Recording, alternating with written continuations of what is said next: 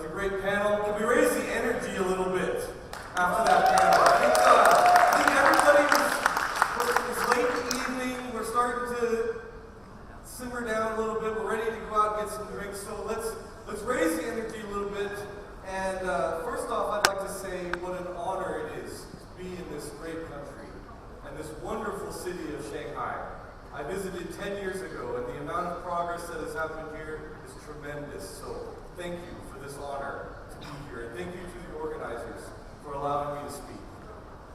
I'm about to talk to you about something that is completely different than what you've been hearing all day. But I think you're going to find it extremely exciting. So my title is Awakening the Sleeping Giant, the Natural Resource Industry and the Blockchain. Make sure I get the clicker right before I continue on. Great. So why are we interested in the blockchain? And I'm going to put myself into three big buckets of we. The first of which is non-monetary use cases. So we're predisposed to think about the blockchain in a financial context, mostly because the very first implementation of a blockchain was Bitcoin. And so it's an obvious relationship to draw that all finance should be interested in the blockchain because that's what it does. But don't put it into that bucket. If it had been designed a different way, you would think about it differently. The next B that I want to talk about is the natural resource industry. You have not heard a word from any of us here. None. And yet, value was transferred through resources long before we had money. And the final bucket I'm going to put myself into is my corporation, BHP. Looks like I'm having a little trouble with my slide. We had these translated. I'm going to try to switch to the Chinese version so you have a chance to read it, but I know that you're getting translation. So a quick introduction to BHP. We are a global natural resource company. We are the largest mining company in the world. Now, I didn't say Bitcoin mining. I said mining. So our major products are iron ore, coal, copper, and petroleum. And we do this in a distributed set of operations all around the world. Can you think why a global distributed set of operations might benefit from a distributed computing platform? I think that we can. So why is BHP at this conference? Well, it is my pleasure to introduce to you Project Greystones. This is a production-ready, blockchain-based tracking application for wellbore samples. Why sample tracking, you might ask? Why would we start with sample tracking? Well, you might be interested to know that these samples are extremely high-value pieces of rock and fluids, and they're impossible to replace. When we drill a well in oil and gas, we have one chance to acquire these samples. And some of these wells cost in upwards of $100 million. $100 million, and you get one chance to get the sample. Now, when these samples come out of the ground, they get passed around many custodians. Most of these are vendors. And currently, we only track these things manually through emails and spreadsheets. Now, emails and spreadsheets can lead to human error, and human error leads to regulatory fines. We also lack transparency to our end-user stakeholders, and it's difficult, it's inefficient to find the metadata on these samples. So that's why we started with samples. Now, who is involved in this project? We've worked closely with two entities that you've already heard from today, Consensus and Block Apps. They've been a great team to work with. I'd also like to recognize our collaborator, Weatherford, who's the primary analysis provider for our oil and gas wellbore samples. And finally, we've built this on top of Microsoft Azure. Now, we've built this using Ethereum.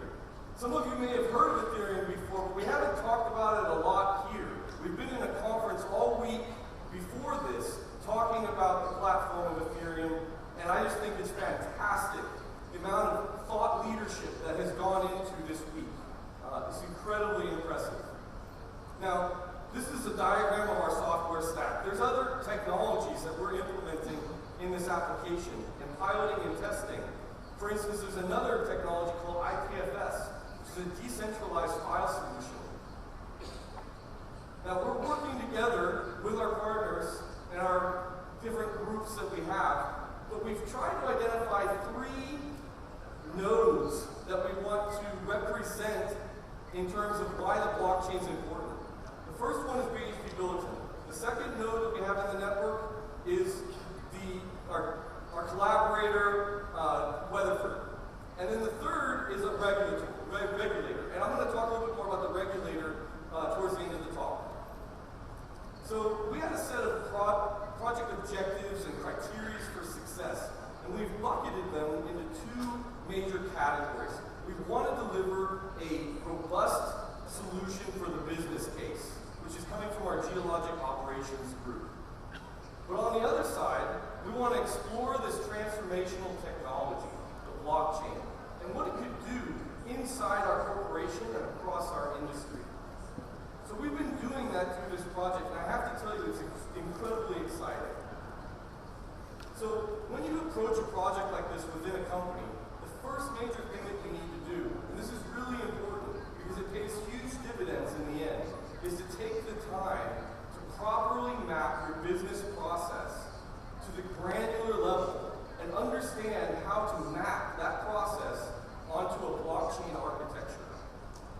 Now, what you see here is a simplified version of that process flow. I'd like to highlight 3 major roles. We have BHP on the rig, so a vendor on the rig. We have the vendor doing the analysis in the lab. And we have BHP in office, the one kind of governing and watching the whole process as it goes. And you can see the filled-in boxes. That's the flow of the sample as it moves locations and custodians. And then the open boxes, that's the analysis flow. We actually want to capture the analyses onto the blockchain itself and link it with the digital object of the sample on the blockchain. So what I want to demonstrate to you is this in a demo. So I'm going to click this demo. We're going to ask them to start playing the demo for us, and I'm going to talk to it as we go through. So the first thing we're going to do is log in as a BHP office. We want to plan the first sample. As we log in, the first thing we're going to see is a dashboard of the role itself. We're going to click on Plan Samples. The first thing we're going to do is we're going to create one. We're just going to create one sample and make a plan for it.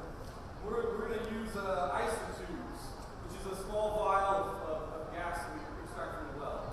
And we're going to do it over a certain depth, and we're just going to create one sample for the demo. So when we click on the button, we can actually go back to the dashboard and click on the plan samples and see it operating there. Now what is actually happening is that we've created a smart contract on our Ethereum blockchain. That smart contract is now registered and we can follow it. So let's log back out and let's log in now as someone on the rig that's actually drilling the well, our operations geologist. So he's responsible. You can see that there's 4 plan samples. He clicks on that, he goes in, he's actually going to go get the isotube right from the well. When he gets the isotube, he's going to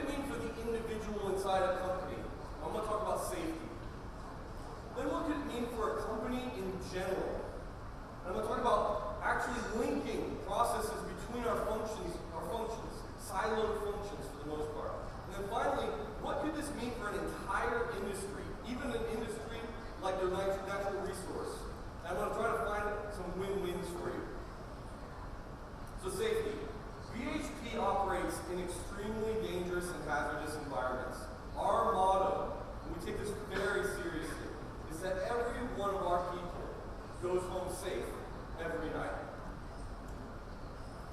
So this is an application of what we've talked about in many cases as the Internet of Things. Let me give you some examples. If we could automate dumb machines, we could prevent dangerous combinations of machines from operating simultaneously. And let me give you an example. If I'm on a drill rig out in the middle of the Gulf of Mexico, and I'm a crane operator, I should never have that crane out of its boom when a helicopter bearing passengers is coming in. Can you see how that would be dangerous? We have strict protocols, human protocols, where we try to avoid that happening. But what if we can automate this so that the two machines could not operate at the same time, and they could be sharing a central data source of truth, the blockchain? Also, another instance, can we disable equipment which exceeds its maximum number of uses? And we would need a technician to come and recertify and digitally sign on the blockchain so that we could actually begin using the tool again. Or even better, could we actually stop unqualified people from using tools because their identity precludes them from actually starting the tool in the first place? These are some of the things that we can do with a distributed, shared source of truth. So the next part, let's talk about corporations and tracking across functions. So BHP is a large company. We operate mines everywhere. Now, these aren't real mines. These are actually mines from Minecraft, if you wanted to know. But these mines are producing ore that we need to put on trucks. That these trucks are traveling all around the world, and they're depositing the ore in crushers and facilities where we mix this ore up to the right grade for our customers. And then we take that, we put it on ships, and we ship it all around the world. Right now, these processes aren't as efficient as they could be. And we need more people to work on supply chains.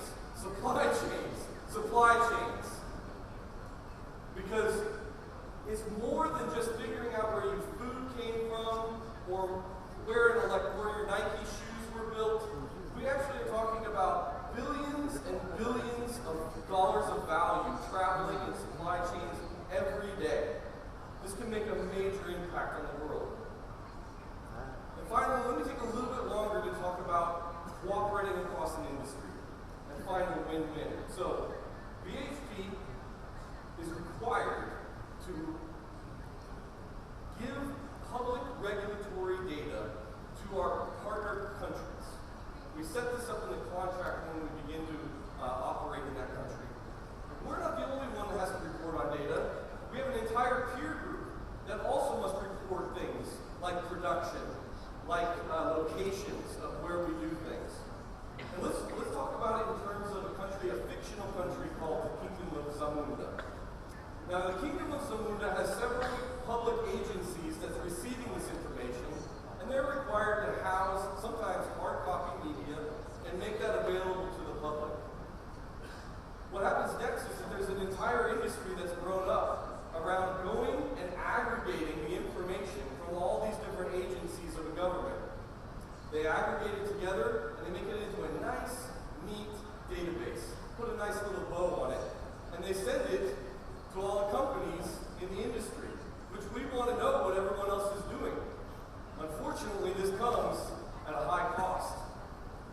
This is a multi-billion-dollar industry.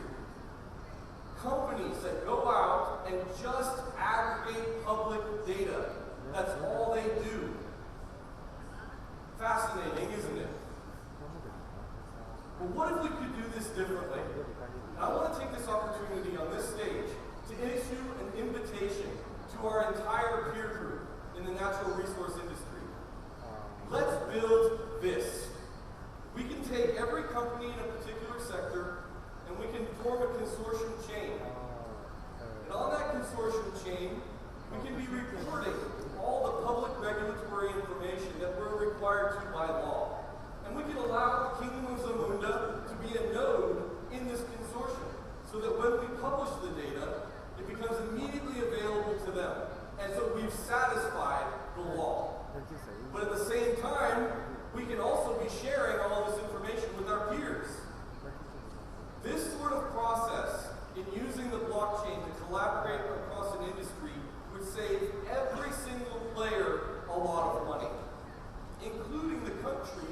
with which we're participating because they're having to house and expose the data, and with this system, all the redundancy is already built in. There's no need to house the data for others to collect because it's already available. Now, we don't have to do this just for the Kingdom of Zamunda. We can do this with every country in the world at the same time on the same blockchain. That's an incredible power.